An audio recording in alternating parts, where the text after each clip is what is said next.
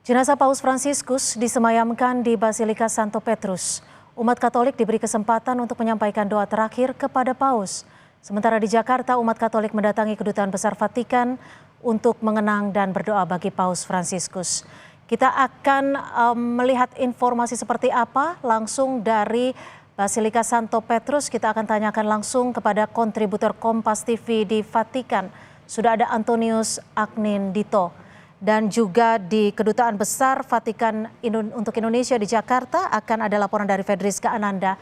Saya akan ke Antonius Agnindito terlebih dahulu. Antonius, ini jenazah Paus Fransiskus disemayamkan di Basilika Santo Petrus. Seperti apa prosesinya dan apakah umat Katolik sudah bisa melihat serta mendoakan untuk Paus Fransiskus? Anin. Baik, selamat siang waktu Italia, Cynthia. Selamat petang waktu Indonesia. Ya, seperti kita sudah ketahui, tadi pagi jam di sini, jam 9 di sini, telah dilakukan prosesi pemindahan jenazah Suci Paus Fransiskus dari Casa Santa Marte, di mana beliau dulu juga tinggal di situ selama masa kepausannya, untuk dipindahkan ke Basilika Santo Petrus, di mana jenazah beliau akan ditunjukkan kepada masyarakat atau peziarah yang ingin datang. Memang prosesinya berjalan seperti tadi kita sudah ikuti, berjalan dengan ada misa dipimpin oleh Kardinal Farrell dan akhirnya ditutup dengan setelah jenazah Bapak Suci Fransiskus sampai di altar utama Basilika Santo Petrus. Nah, untuk para peziarah yang ingin datang atau para pengunjung yang ingin datang untuk berdoa atau memberikan salam perpisahan terakhir untuk Bapak Suci Paus Fransiskus sebelum beliau dimakamkan, diberikan kesempatan untuk bisa mengunjungi atau memasuki ke dalam Basilika Santo Petrus itu sendiri dimulai dari hari ini jam 11. Jadi sekarang sudah jam 11.31 di sini dan publik sudah mulai memasuki Basilika Santo Petrus dari tadi. Dan di belakang saya kalau bisa terlihat sangat-sangat ramai.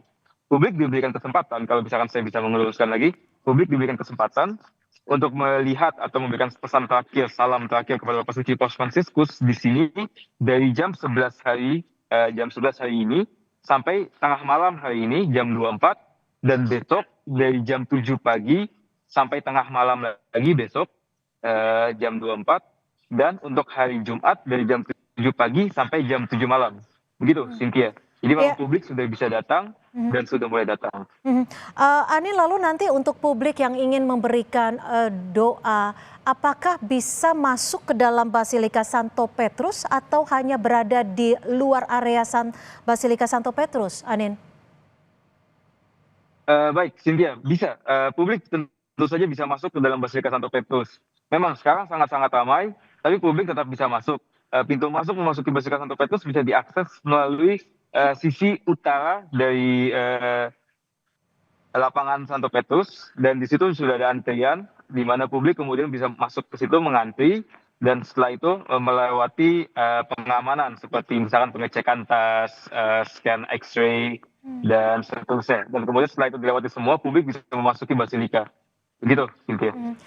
Lalu Anin, jadwal prosesi selanjutnya setelah doa yang akan disampaikan oleh publik nantinya akan seperti apa sebelum prosesi pemakaman yang jatuh pada hari Sabtu mendatang? Baik, Cynthia. Memang sebelum prosesi pemakaman yang akan dilakukan pada hari Sabtu mendatang, jenazah Bapak Suci Paus Fransiskus tetap akan selalu ada di dalam Basilika Santo Petrus. Akan ada terus dari pagi sampai tengah malam, seperti yang saya sampaikan tadi. Tidak dalam artian di sini akan selalu dilakukan doa-doa rosarius di jam 7.30 setiap malamnya. Tetapi di dalam Basilika tidak ada dalam artian liturgi khusus yang mungkin misalkan kalau misalkan peziarah ingin datang harus mengikuti liturgi tersebut. Tidak. Peziarah selalu bisa datang dari antara jam 7 pagi sampai jam 24 itu, seperti yang saya sampaikan tadi. Begitu. Anin, kita juga tahu bahwa ada cerita di balik surat wasiat yang disampaikan oleh Paus Fransiskus yang menginginkan prosesi pemakaman dilakukan sesederhana mungkin. Nantinya akan seperti apa prosesi pemakamannya? Apakah akan berbeda dengan prosesi pemakaman paus-paus sebelumnya? Baik, Cynthia, tentu saja memang sesuai dengan permintaan Bapak Suci Paus Fransiskus dan sesuai juga dengan gaya kepausan beliau yang mengedepankan keterbukaan dan kesederhanaan, ada perbedaan-perbedaan dari bagaimana pemakaman Bapak Suci Paus sebelumnya.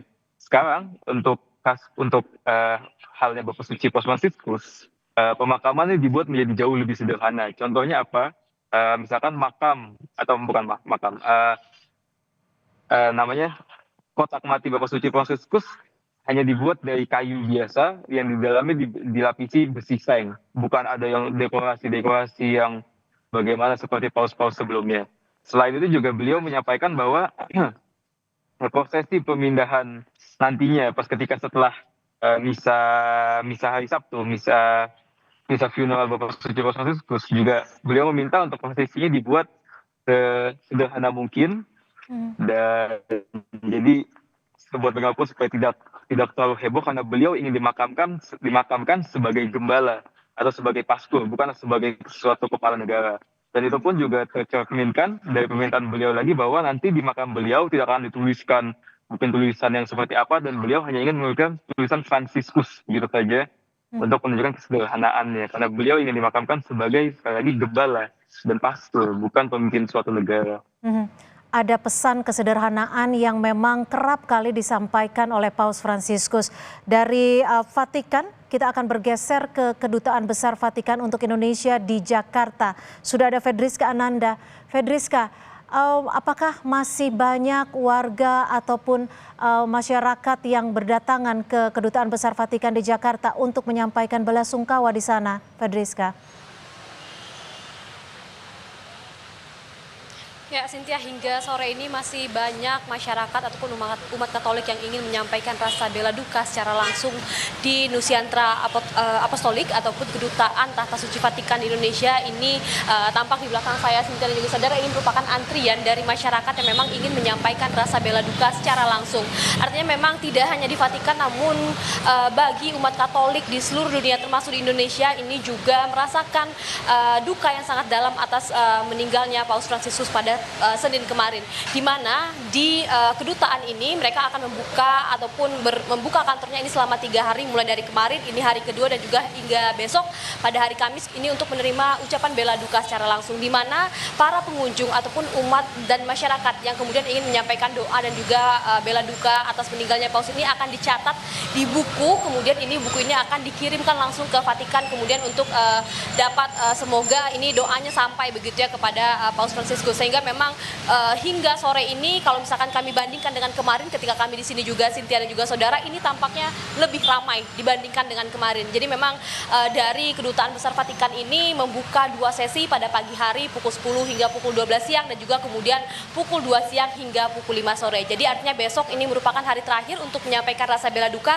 sebelum pada pukul 18 waktu Indonesia Barat Kedutaan Besar Vatikan juga akan melaksanakan misa arwah di katedral untuk kemudian menyampaikan doa dan juga bela sungkawa begitu atas meninggalnya Paus Fransiskus, Cynthia. Terima kasih atas laporan Anda, Fedriska Ananda melaporkan langsung dari Kedutaan Besar Vatikan untuk Indonesia di Jakarta, dan juga sebelumnya Antonius Anindito langsung dari Vatikan. Terima kasih rekan-rekan.